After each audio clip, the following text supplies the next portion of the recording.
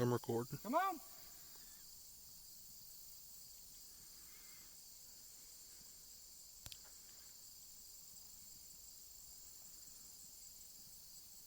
Come on.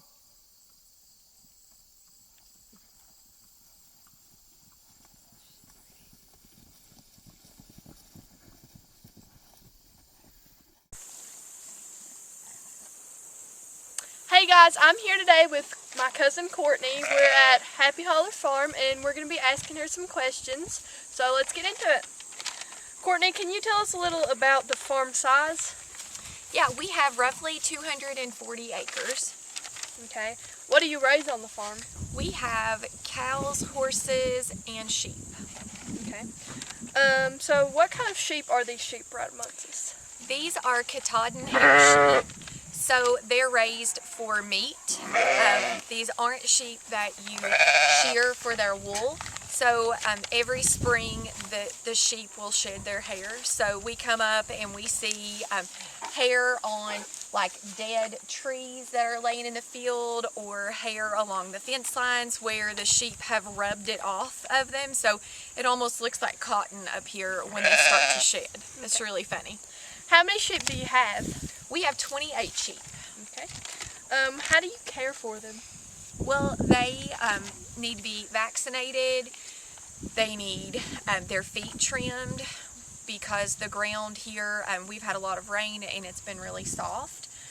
We'll have to catch them and trim their feet so that they don't have problems with their feet or get any kind of infection. And then they need, a lot of water, grass, hay, feed. What about worming? And we do worm them. We vaccinate every year our big sheep, so the mama ewes get vaccinated 6 weeks before they lamb. And then the babies get vaccinated at 6 weeks old and then again at 12 weeks old. So we vaccinate, we use 2 different vaccines. We do a CD, T, and then a type A.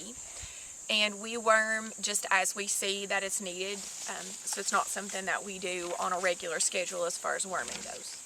What do you feed them in the winter? In the winter, they eat hay.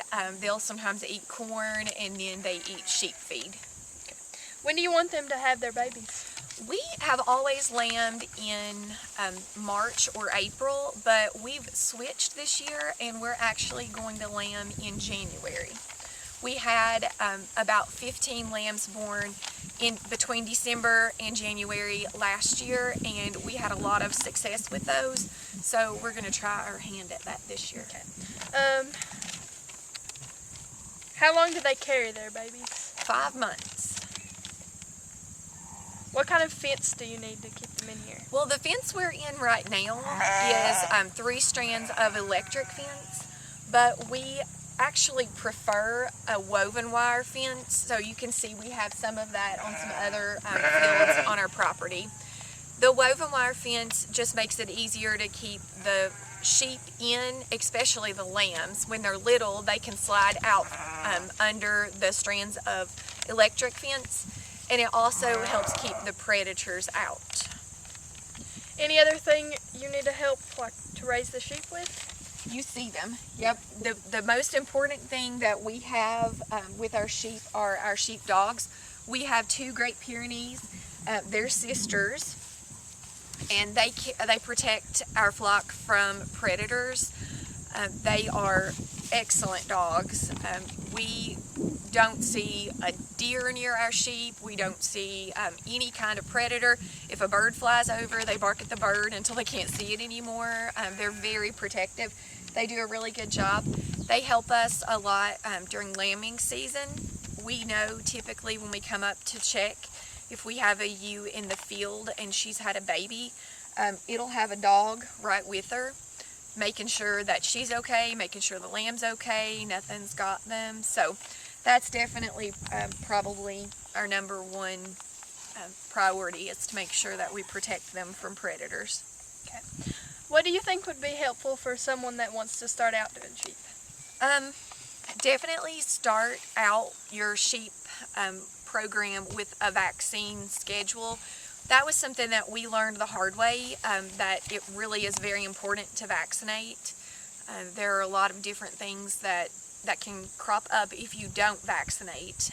It's important to make sure that you're keeping a check on their feet, to make sure that those are okay, they don't need to be trimmed. That prevents a lot of problems.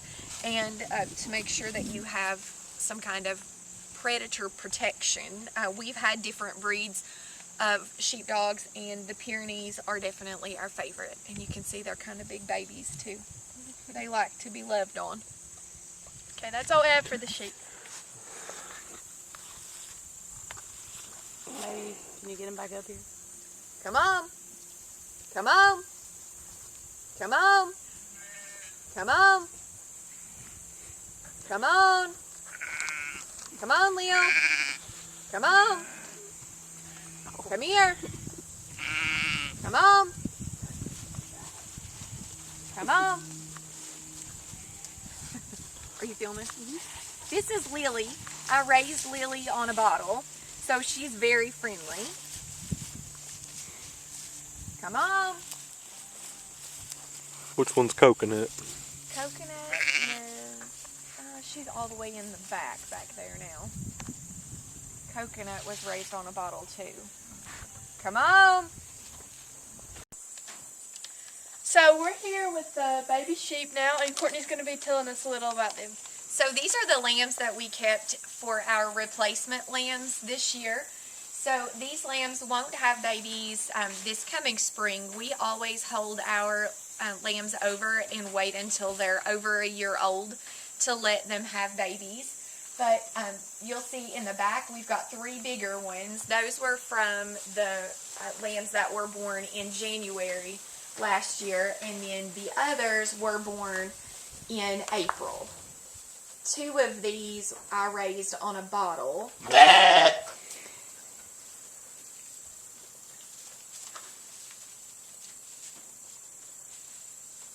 So we're here at the cows, so let's get into these questions. How many cows do you have? We have 28. Okay. Is there a particular breed that you like the best? Most of our cows are Black Angus. We do have some that are crossed with Scimitar, and then you'll notice that we have a few that are Charolais, so those are the white cows. There are 3 that are white, and then the black and white cow is an Angus crossed with a Holstein. When do you start calving? We usually start having calves in late January. Okay. At what age do you wean and sell your calf? Usually between 6 and 7 months old. We're actually going to start getting our date together for taking our calves to the market this year. So that'll be in the next couple of weeks. So usually September. Is there anything else you want to tell us about the cows?